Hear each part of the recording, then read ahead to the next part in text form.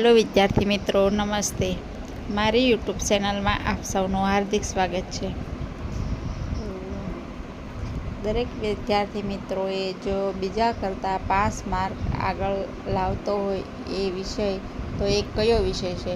કેમ કે અત્યારે નવા સિલેબસ પ્રમાણે દરેક એક્ઝામમાં એ વિષય એડ થયો છે અને બધા એ વિષયને ઇગ્નોર કરે છે અથવા તો ઉપરનું થોડું ઘણું કરી દે છે. પરંતુ બીજા કરતાં આપણે 5 માર્ક આગળ લાવીએ તો જ આપણે અત્યારે મેરિટમાં આવી શકીએ તેવી પરિસ્થિતિ છે. એ આપ સૌ વિદ્યાર્થીઓ જાણતા જ હશો. તો આપણે એ વિષયના વિડીયો મૂકવાના છે અને તમને દરેક એક્ઝામમાં કામ આવે અને ઇમ્પોર્ટન્ટ ટૉપિક જે ડિટેલમાં કરાવવાની છું, જેમાંથી ખાસ પૂછાઈ શકે બધી એક્ઝામમાં. તો બધી જ એક્ઝામમાં આપણને જો બધા ઇગ્નોર કરે છે તો આપણે એ વિષય પહેલાં કરવાનો છે, જેથી બીજા કરતાં 5 માર્ક આપણા વધારે આવવા જોઈએ. તો એ વિષય એટલે છે મનોવિજ્ઞાન. અત્યારે મનોવિજ્ઞાન વિષય બધી એક્ઝામમાં સિલેબસમાં આવી જ ગયો છે. તો ખાસ કરીને જીપીએસસી લેવલની, સીસી અને ટેટ 1, ટેટ 2, ટાટ દરેક એક્ઝામમાં, જીપીએસસીની પણ દરેક એક્ઝામમાં મનોવિજ્ઞાન પીએસઆઈ કોન્સ્ટેબલમાં પણ એડ કરવામાં આવ્યો છે. એટલે દરેક એક્ઝામમાં અત્યારે મનોવિજ્ઞાન વિષય એડ કર્યો છે. તો એ વિષય આપણે ડિટેલમાં કરવાનો છે, જેથી બીજા કરતાં આપણા 5 માર્ક વધારે આવે અને આપણું નામ મેરિટમાં આવવું જોઈએ. તો ચાલો જોઈએ આપણે મનોવિજ્ઞાન વિષય. સૌથી પહેલાં આપણે જોઈશું મનોવિજ્ઞાનની વ્યાખ્યા. કેમ કે બધી એક્ઝામમાં વ્યાખ્યાઓ કોણે આપી તે પૂછાય છે કે આ વ્યાખ્યા કોણે આપી, અથવા તો આ વ્યાખ્યા કોની છે, અથવા તો વૈજ્ઞાનિકનું નામ આપે છે અને નીચેનામાંથી તેમનો સંબંધ કઈ વ્યાખ્યા સાથે કોનો છે, એ રીતનો પ્રશ્ન પૂછાય છે. તો આપણે દરેક વ્યાખ્યા પહેલાં વાંચીશું અને એને કઈ રીતે યાદ રાખવી એની ટ્રીક પણ જોતા જઈશું. તો ક્રો અને ક્રો મનોવિજ્ઞાન એમણે એ વ્યાખ્યા આપી છે કે મનોવિજ્ઞાન એ માનવ વર્તન અને માનવીય સંબંધોનો અભ્યાસ કરે છે. તો ક્રો અને ક્રોએ શું વ્યાખ્યા આપી છે? તો જે મનોવિજ્ઞાન છે એ માનવનું વર્તન અને માનવીય સંબંધોનો અભ્યાસ કરે છે. તો આપણે ક્રો અને ક્રોને કોની સાથે જોઈશું? આમાંથી કયું યાદ રાખીશું? તો કે સંબંધોને, માનવીય સંબંધો. તો આપણે ક્રો ઇંગ્લિશમાં આપણે એ રીતે યાદ રાખશું આ વ્યાખ્યાને કે ઇંગ્લિશમાં ક્રો એટલે શું થાય? તો કે કાગડો. હવે કાગડાને કોની સાથે સંબંધ રાખવો છે? તો કે માનવીય સંબંધો છે, માનવીય સાથે. તો આપણે એ રીતે આને યાદ રાખીશું કે કાગડાને માનવીય સાથે સંબંધ રાખવો છે. એટલે ક્રો અને ક્રોની વ્યાખ્યા જેમાં માનવીય સંબંધો આવે એ ક્રો અને ક્રોએ વ્યાખ્યા આપી છે. એવી રીતે આપણે લિંક જોડી દઈશું. ત્યારબાદ BF સ્કિનર. તો સ્કિનરની વ્યાખ્યા શું છે? સ્કિનરની વ્યાખ્યા તો દરેક એક્ઝામમાં પૂછાય છે. બીજા કોઈની વ્યાખ્યા ન પૂછાય, પરંતુ સ્કિનરની વ્યાખ્યા પૂછાય છે. એટલે ખૂબ જ ઇમ્પોર્ટન્ટ વ્યાખ્યા છે અને આ વ્યાખ્યા તમારે યાદ રાખવાની જ છે. તો BF સ્કિનરની વ્યાખ્યા શું છે? તો કે મનોવિજ્ઞાનમાં વર્તનનો વૈજ્ઞાનિક અભ્યાસ કરવામાં આવે છે. ટૂંકમાં મનોવિજ્ઞાન એટલે વર્તનનું વિજ્ઞાન. તો સ્કિનરનું શું છે? તો કે વર્તન સારું છે.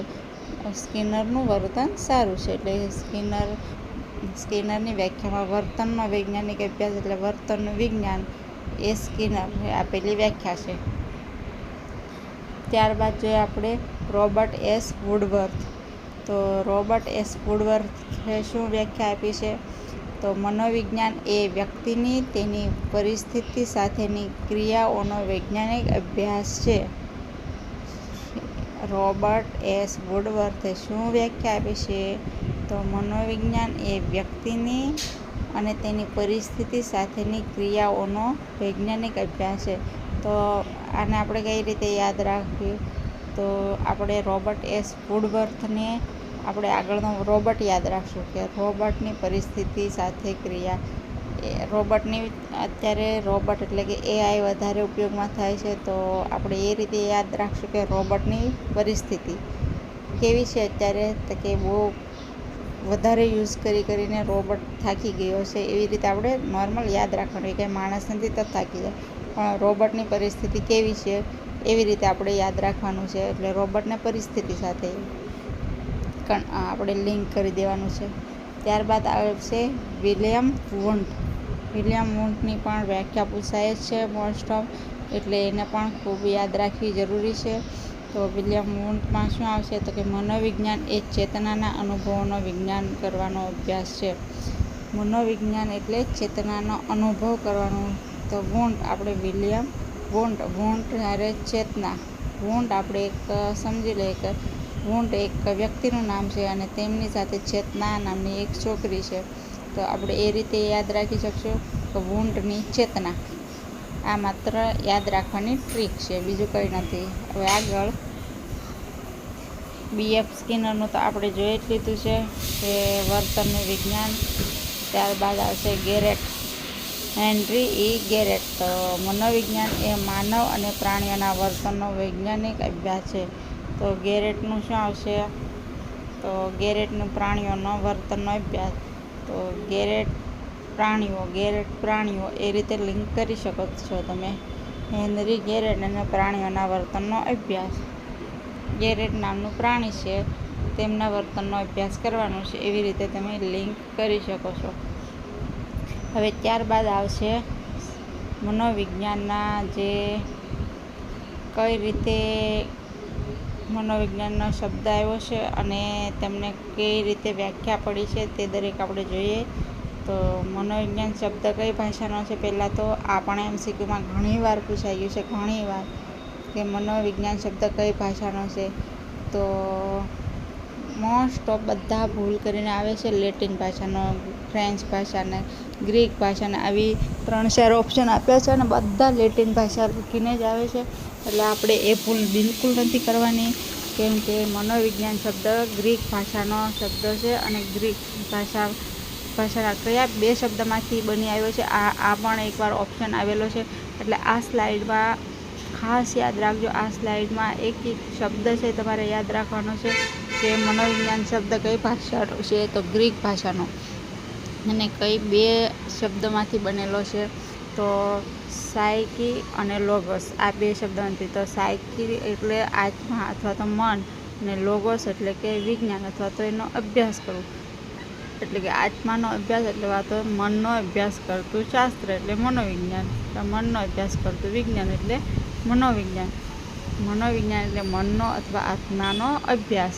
એટલે આ સ્લાઇડને એકદમ ખાસ યાદ રાખજો. આમાંથી 2 ક્વેશ્ચન પૂછાઈ શકે છે કે મનોવિજ્ઞાન શબ્દ કઈ ભાષા પરથી ઉતરી આવ્યો છે, અને સાયકીનો મતલબ આ પૂછાઈ ગયેલો જ ઓલરેડી ક્વેશ્ચન છે કે સાયકોલોજીમાં સાયકીનો અર્થ શું થાય છે, તો આત્મા અથવા તો મન એનો અર્થ થાય છે. આગળ જોઈએ આપણે. હવે મનોવિજ્ઞાનની સંકલ્પનામાં પરિવર્તન કેવી રીતે આવે છે તે જોઈએ. તો પહેલાં શરૂઆતમાં તે મનોવિજ્ઞાન છે ને એ આત્માનું વિજ્ઞાન હતું. આપણે જોઈએ સમય જતાં મનોવિજ્ઞાનની સંકલ્પનામાં પરિવર્તન આવ્યું અને આજે તેને વર્તન અને માનસિક પ્રક્રિયાનો વૈજ્ઞાનિક અભ્યાસ કરવામાં આવે છે. તો પહેલાં આ પણ લાઇનમાં જોડકામાં પૂછાય છે, એટલે મેં બધા જે પૂછાઈ શકે અને જે પૂછાઈ ગયેલા છે તે ઇમ્પોર્ટન્ટ ટોપિક જ લીધા છે સ્લાઇડમાં. એટલે ખાસ બધી સ્લાઇડને ધ્યાનથી જોજો અને યાદ રાખજો. તો પહેલાંમાં શું છે, શરૂઆતમાં શું આવ્યું હતું, તો શરૂઆતમાં મનોવિજ્ઞાન એટલે આત્માનું વિજ્ઞાન આવ્યું હતું. ત્યારબાદ થોડોક સમય જતાં થોડુંક અપડેટ આવ્યું અને વૈજ્ઞાનિકોએ ફરી એક વ્યાખ્યા આપી કે બીજી વાર આવ્યું કે મનોવિજ્ઞાન એટલે મનનું વિજ્ઞાન કીધું. ત્યારબાદ ફરી પાછું એ અપડેટ આવતું ગયું, સમય જતો ગયો એમ સમયની સાથે સંકલ્પનામાં પરિવર્તન આવતું ગયું, અને પછી કીધું ચેતનાનું વિજ્ઞાન. આ લાઇનમાં યાદ રાખજો, આ લાઇનમાં પૂછાય છે કે આમાં ક્રમમાં એક પછી એક કયું ક્રમમાં આવ્યું છે. એટલે પહેલાં આત્માનું વિજ્ઞાન કીધું, ત્યારબાદ મનનું વિજ્ઞાન કીધું અને ત્યાર પછી ચેતનાનું વિજ્ઞાન કીધું. અને હાલમાં મનોવિજ્ઞાનની વ્યાખ્યા શું છે, પહેલાં મતલબમાં આમાં વ્યાખ્યા છે કે પહેલાં શરૂઆતમાં મનોવિજ્ઞાન એટલે આત્માનું વિજ્ઞાન એ વ્યાખ્યા હતી.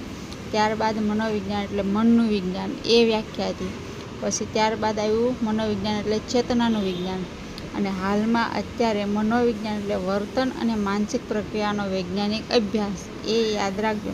એટલે અત્યારે એક્ઝામ પોઈન્ટ એ છે કે મનોવિજ્ઞાન એ માનવ અને પ્રાણીઓના વર્તન તથા માનસિક પ્રક્રિયાઓનો વૈજ્ઞાનિક અભ્યાસ છે. બરાબર, એટલે આ સ્લાઇડ પણ ખાસ યાદ રાખજો. આને લાઇનમાં ગોઠવવામાં એક્ઝામમાં એમના નંબર વાઇઝ પૂછાય છે કે પહેલાં કયું આવ્યું પછી કયું આવ્યું, એવી રીતે ક્રમમાં ગોઠવો. તો આ પણ ક્રમમાં યાદ રાખવું, પહેલાં આત્માનું, પછી મનનું, પછી ચેતના અને પછી વર્તન અને માનસિક પ્રક્રિયાઓનું.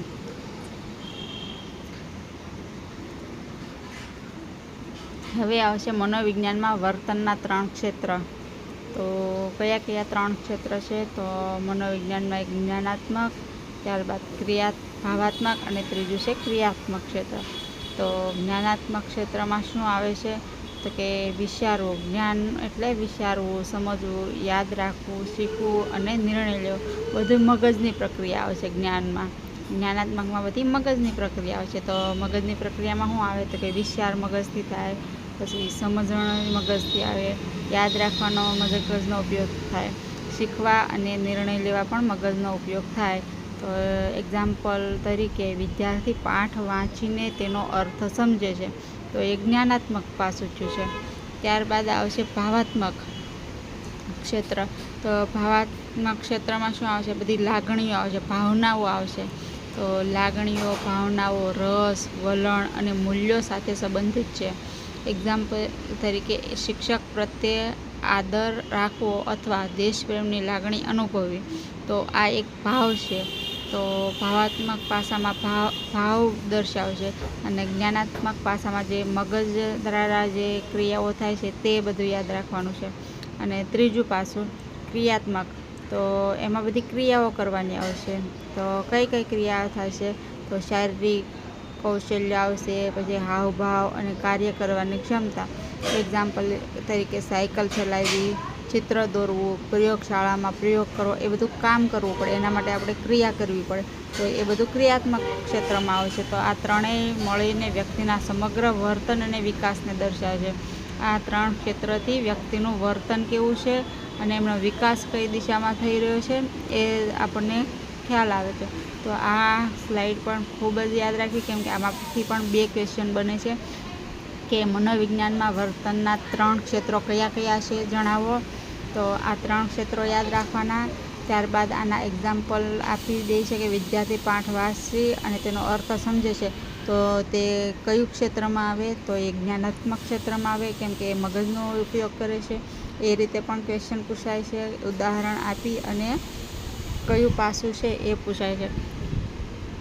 અને કયા પાસા આ વ્યક્તિના સમગ્ર વર્તન અને વિકાસને દર્શાવે છે, એ રીતનો પણ ક્વેશ્ચન પૂછાય છે. એટલે આ સ્લાઇડમાંથી 3 ક્વેશ્ચન બને છે.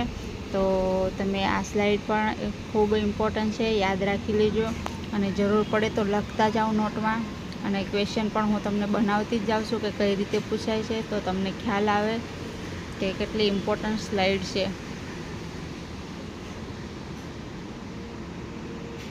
આ એક સ્લાઇડ છે આપણે જે આગળ જોઈ છે. ભાવાત્મક એટલે એક્ટિવિટી કરવી, ક્રિયાત્મક પાસું, અર્થ એમનો, અને આ ત્રણેય મળીને વ્યક્તિના સંપૂર્ણ વિકાસ અને વર્તનને અસર કરે છે.